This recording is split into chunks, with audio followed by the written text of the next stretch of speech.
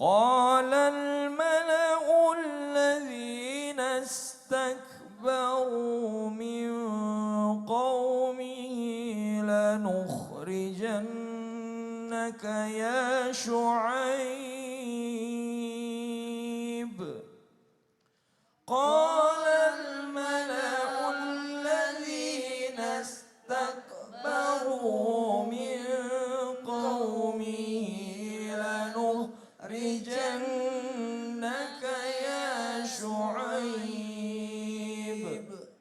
لنخرجنك يا شعيب والذين آمنوا معك من قريتنا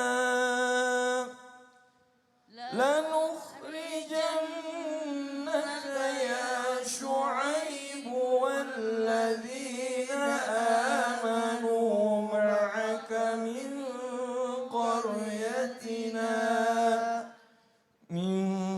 قريتنا أو لتعودن في ملتنا من قريتنا أو لتعودن في ملتنا قال أولو كنا كارهين قال أولو كنا كارهين صدق الله العظيم صدق الله العظيم. Alhamdulillah, pemirsa yang dimuliakan Allah, kita telah melanjutkan bacaan Al-Quran Surah Al-A'raf ayat 88. Dan seperti biasa di sebelah kiri saya sudah ada Ibu, siapa nama? Ibu Ina. Ibu? Ina. Ibu Ina. Ibu boleh kita ngaji bareng bersama-sama ya Bu ya? Ya silahkan. Dari tahun. A'udzu billahi minasy syaithanir rajim. Bismillahirrahmanirrahim. Qalal mala'ul ladzina Qalal mala'ul ladzi langsung ya Bu ya? Ya, silakan. Qalal mala'ul ladzina istakbaru min qaumihi lanukhrijannaka ya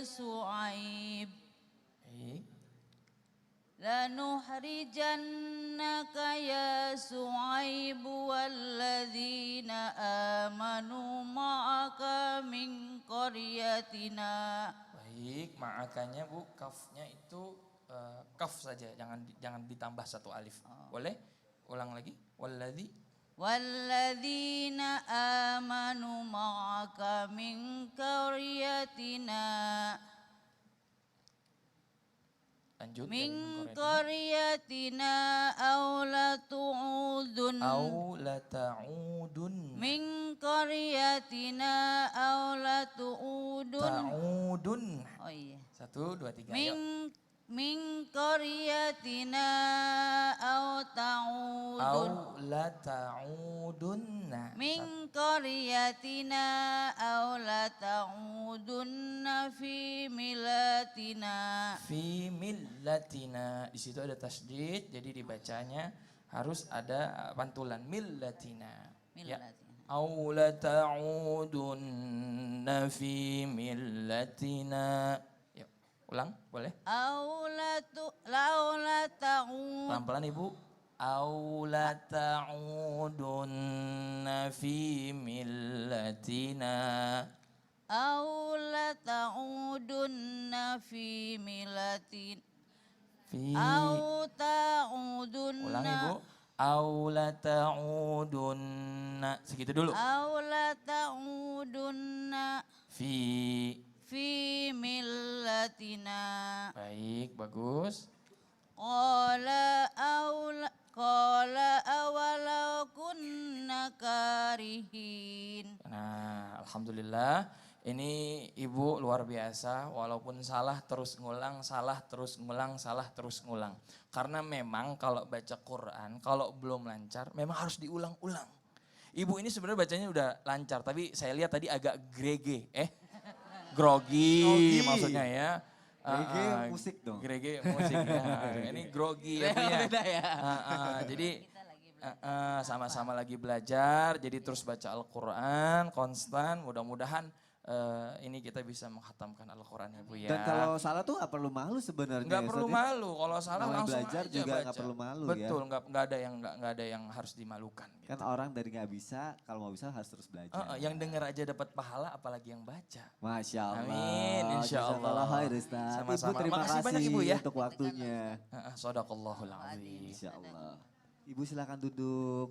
Sebaik-baik kita adalah siapa yang mempelajari Al-Quran dan mengamalkannya. Semoga bagi yang membaca maupun mendengarkan Allah berikan banyak kebaikan dan keberkahan dalam hidup kita. Amin ya Rabbal. Jamaah. Mau lanjut lagi tausiahnya? Kalau gitu saya minta dulu senyum-senyum manisnya mana ibu-ibu yang ada di sini. Senyum manisnya, Masya Allah. Calon-calon bidadari surga. Sekarang saya mau nanya lagi sama Ustadz Cecep, boleh kan ya kalau saya nanya lagi ya? Aduh boleh sekali. Sampai terakhir terus nanya boleh. Yang lain gak kebagian dong, Ustadz Cecep mah seneng. Ustadz, selain sholat yang bolong-bolong, terus kita punya sifat dendam, dengki, terus sakit hati itu kan bisa membuat amalan kita tergantung. Ya, tidak Selain sampai itu- ke langit. Tidak sampai ke langit. Nah Ya. selain itu ada lagi gak sih Ustadz? Ada. Mohon penjelasannya ya Ustadz. Ya, Silakan. siap. Assalamualaikum warahmatullahi wabarakatuh. Apalagi yang membuat amalan kita tergantung di langit, belum diterima Allah, bahkan mungkin ditolak. Salah satu diantaranya adalah hutang. Berdasarkan hadis riwayat Tirmizi dijelaskan, nafsul mu'min mu'allaqatun bidaini. Nafsul mukmin itu diri mukmin, seorang mukmin tergantung dengan hutangnya hatta yuqda anhu, sampai dia melunasinya. Maka hati-hati ketika kita memiliki hutang. Hati-hati ketika kita memiliki bukan hanya hutang uang, bahkan mungkin hutang janji. Kita janjikan sesuatu kepada seseorang. Pasangan hidup kita misalnya, istri kita misalnya, kita janjikan sesuatu dan kita lupa. Itu adalah sebuah hutang. Istri itu akan senantiasa ingat dengan apa yang dikatakan oleh suaminya. Makanya semua istri akan tahu kapan suaminya gajian. Apalagi dengan janji-janjinya yang akan membelikan apa, membelikan itu. Dan kalau lupa, itu akan ditagih di akhirat nanti. Hati-hatilah, hai para suami. Itu nunjuk diri saya sebenarnya. Jangan sampai lupa dengan janji kita. Makanya dulu pernah saya ceritakan ketika saya memiliki masalah 2010. Usaha saya bangkrut, hutang saya begitu banyak, ratusan juta. Akhirnya mobil saya jual, rumah saya jual, motor saya jual, laptop saya jual. Istri saya lagi duduk di kursi. Sabar, jual-jual gimana? Istri saya lagi duduk di kursi, sabar. Akhirnya disitulah saya baru sadar, ingat janji saya. Bahwa saya ingin memberikan dia kalung emas. Saya langsung ke ATM, ngapain? Mau ngambil semua uang untuk dibelikan emas itu.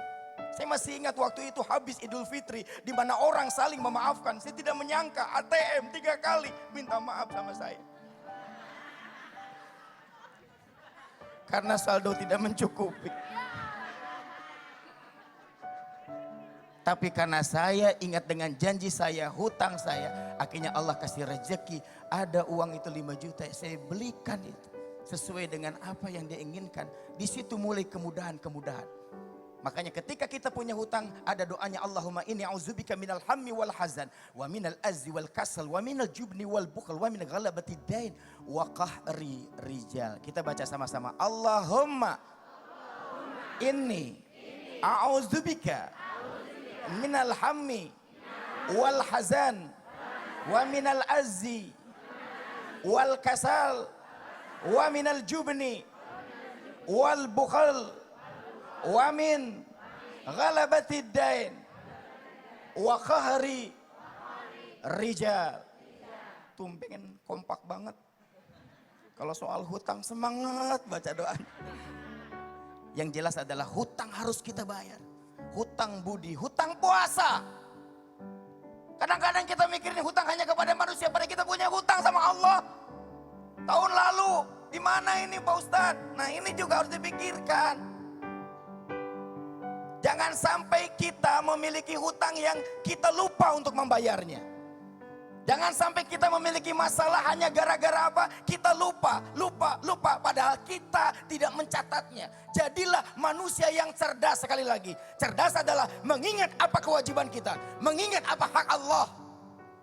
Yang jadi masalah kenapa hidup kita susah? Kultum inna syaitan adukum wa wafaqtu. Kau katakan setan musuh nyata. Tapi tiap hari kamu bersepakat dengan setan. Kita harus sadar bahwa puasa kali ini harus menjadi puasa yang terbaik. Puasa yang mengingat kapan kita harus berhenti tausiah karena masih ada yang lain.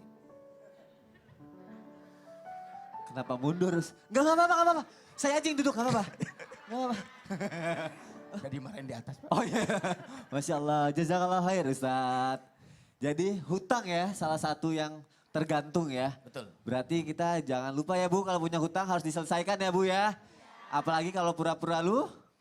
Nah yang jawab biasanya suka pura-pura lupa. Jawab. Sekarang saya mau kasih kesempatan lagi nih Dimas. Dimas dari tadi nyenggol-nyenggol terus masih ada yang mau ditanyain katanya ya udah Iya, boleh sekarang. Dari tadi loh. Alhamdulillah dapat kesempatan lagi untuk bertanya. Terima kasih ya. Itulah gunanya datang ke Islam itu indah. Iya. Nah jadi mau tanya kali ini sama Habib kalau boleh ya Habib ya. Tadi kan Ustadz Cecep sempat menyebutkan soal hutang berpuasa. Nah kadang-kadang kan memang ada aja ya. Puasa itu ada hutangnya. Atas satu dan lain hal. Nah apakah kalau misalnya puasa itu terus lupa. Di puasa berikutnya amal ibadah kita itu menggantung nggak ya Habib ya? Baik. Kalau dikatakan orang yang punya hutang puasa tidak ada hubungannya dengan puasa yang akan datang.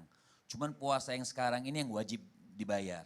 Seperti Ibnu Hajar al-Rahmatullah beliau mengatakan la yajuz ta'khirus shaum, tidak diperbolehkan ta'khirul qadha. Artinya mentaakhir membayar. Kita punya hutang nih, puasa. Kita ta'khir itu sampai ketemu Ramadan yang akan datang. Kalau memang kita batalkan dengan sengaja, belum juga kita bayar sampai ketemu Ramadan yang akan datang, tetap puasanya wajib diqadha dan dia juga kena fidyah.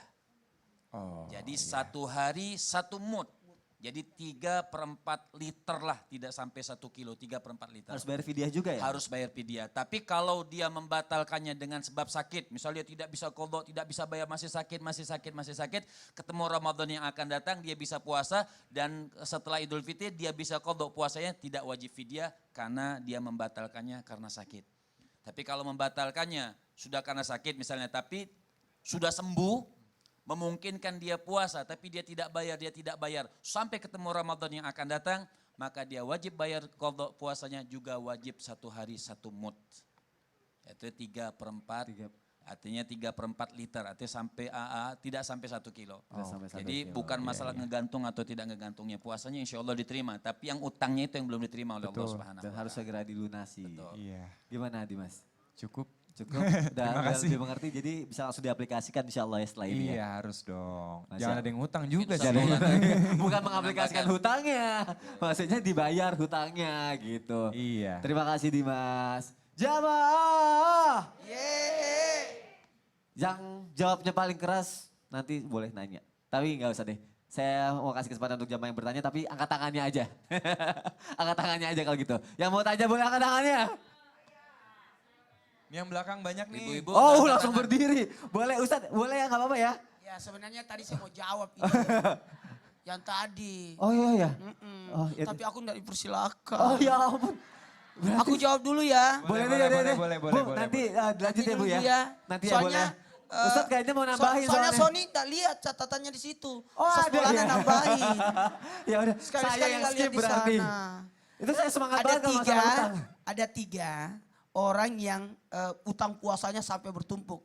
Yang pertama karena betul tadi, karena ketidaksanggupan, karena sakit dan sebagainya. Sehingga masuk Ramadan, sakit yang menang, sampai dapat Ramadan lagi, diet belum bayar, betul tadi dibayar fidyah.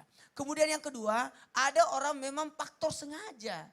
Ini yang harus dapat betul-betul sanksi yang luar biasa, dia harus bertobat. Kalau yang disengaja, dia bertobat dulu, baru bayar puasa yang tahun kemarin lagi. Dan yang ketiga adalah karena faktor ketidaktahuan bahwa puasa itu biar kau ganti dengan puasa seumur hidup tidak akan bisa terbayar satu puasa. Seandainya dia tahu faedah daripada puasa itu. Udah ya, udah puas. Masya Allah, tapi akhirnya kan dari nggak tahu, setelah dengar tausiah Ustadz jadi tahu dan harus dilakukan ya Ustadz. Aduh maaf ya Ustadz, saya skip. Karena saya juga bingung, saya bayar utang saya gimana. Jamaah. Ibu tadi udah semangat banget mau nanya. Jadi ibu silakan boleh bertanya Bu. Dengan siapa, dari mana? Assalamualaikum. Berdiri. Udah Ustadz. Udah pas Ustadz. Assalamualaikum warahmatullahi wabarakatuh. Waalaikumsalam warahmatullahi wabarakatuh. Saya Ibu Sri dari Majelis Fathul Jannah, Jalan Gunung Sari Selatan, Kemayoran, Jakarta Pusat. Mau tanya nih Habib. Boleh. Ada nggak sih cara kita mengetahui amalan yang selama ini kita lakukan itu diterima atau masih diterima oleh Allah Subhanahu wa taala atau masih tergantung di langit? Tahu Terima atau kasih. tidak tahu itu hanya ciri yang diberikan. Kalau kita lihat riwayat Rabi bin Haytham, itu beliau mengatakan seandainya aku tahu sujud aku saat ini lagi sholat diterima oleh Allah, aku minta mati sekarang. Betul. Karena kita tidak ada yang tahu, tapi intinya kita tetap ibadah. Tapi ciri-cirinya ada, misal orang yang berpuasa tidak mau mengeluarkan zakat, maka amal ibadahnya tergantung. Tapi kalaupun Allah mau terima, itu haknya Allah Subhanahu wa taala. Jadi kita tidak tahu atau kita tergantung, tapi memang ciri-cirinya diberikan oleh baginda Nabi besar Muhammad sallallahu alaihi wasallam. Singkat, tepat, jelas. Jadi Terima kasih, Masya Allah, tepuk tangan untuk Habib. Jadi yang penting tahu ciri-cirinya dulu ya Habib ya. Ibu gimana Bu, sudah terjawab? Alhamdulillah. Terima kasih Ibu untuk pertanyaannya. Sama-sama. Jamaah. Ustadz. Boleh nanya enggak? Maaf ya tadi Iya. aku gak enak. Tapi sekarang aku nanya boleh kan? Boleh. Boleh, ya udah Ustadz aku mau nanya. Ustadz. Maaf ya. Amalan yang tergantung terakhir di bulan Ramadan itu apa Ustadz? Oke siap. Mohon penjelasannya ya Ustadz. Terima kasih banyak. Bismillahirrahmanirrahim. Jamaah. Amal yang tergantung ibaratnya tidak sampai ke langit. Yang tadi sudah dibahas, salat yang bolong-bolong. Apalagi orang dengki. Kemudian apalagi utang yang belum dibayar. Ingat yang punya utang tidak berkah hartamu kalau belum dibayar. Yang keempat apalagi? Belum nikah. Yang keempat adalah belum menunaikan zakat. Zakat ada berapa? Zakat ada berapa? Ada dua, zakat fitrah dan zakat mal. Zakat mal dikeluarkan ketika haulnya, nisabnya udah cukup. Tapi ini yang mendekati kita adalah Idul Fitri nanti ada sebelumnya namanya zakat fitrah. Yang dikeluarkan di bulan suci Ramadan, makin mundur, makin akhir Ramadan, makin tinggi pahalanya. Karena kenapa? Supaya nanti di hari Idul Fitri tidak ada yang kelaparan. Amin. Bagi orang yang tidak mengeluarkan zakat fitrah atau zakat, maka amalannya akan terkatung-katung puasanya dan sebagainya. Kenapa? Karena zakat itu adalah membersihkan semua perbuatan sia-sia selama berada di bulan suci Ramadan. Jamaah. Dan zakat itu luar biasa loh. Beda dengan sedekah. Sedekah tidak mesti ada ijab kabulnya. Udah. Dan zakat itu harus ketahuan. Mohon maaf ya. Tidak boleh, artinya begini. Harus orang yang dikasih. Jadi tetap tepat sasaran. Jadi kalau perlu ada ijab kabulnya. Saya niat keluarkan zakat fitrahku tahun ini karena Allah. Lalu ada yang berkata, saya terima zakat fitrahnya tahun ini karena Allah. Jadi harus serah terima. Makanya jangan dipandang remeh zakat ini. Karena mempengaruhi ibadah kita selama bulan suci Ramadan. Sayang, salat lailnya, tarawihnya, puasanya, ngajinya, sedekahnya. Itu terkatung-katung tidak sampai ke langit. Nanti didorong oleh zakat. Maaf ya Bu. Jadi gimana kalau aku ngeluarin lebih awal? Sebenarnya 1 Ramadan sudah boleh, tapi ada baiknya kalau agak mundur-mundur. Kenapa ada yang lebih dahulu mengeluarkan zakat fitrahnya di awal-awal Ramadan? Supaya orang miskin pun bisa mengeluarkan zakat fitrahnya dengan mengambil zakat fitrah yang diberikan orang lalu diberikan. Mohon izin, siapa yang hidup di bulan Ramadan harus keluar zakat fitrahnya. Jadi kalau di 29 Ramadan ada bayi yang lahir, keluar zakat fitrahnya. Sudah mendapatkan Ramadan. Sudah mendapatkan Ramadan. Tapi barang siapa yang sudah keluar zakat fitrahnya, lalu dia meninggal, boleh zakat fitrahnya diminta kembali. Tapi kelewatan. Sebenarnya bisa. Dan tidak boleh zakat fitrah itu masuk di masjid, pembangunan masjid. Tidak bisa. Masjid hanya menerima, terus menyimpan, mencatat, lalu menyalurkan. Menyalurkan. Saking mendetailnya ini zakat. Asik. Exactly. Hey. Apa? Exactly. Exactly. Zakat fitrah, zakat mal juga begitu. Kalau zakat mal, kita terima zakat mal, tidak bisa dibelikan, tidak boleh.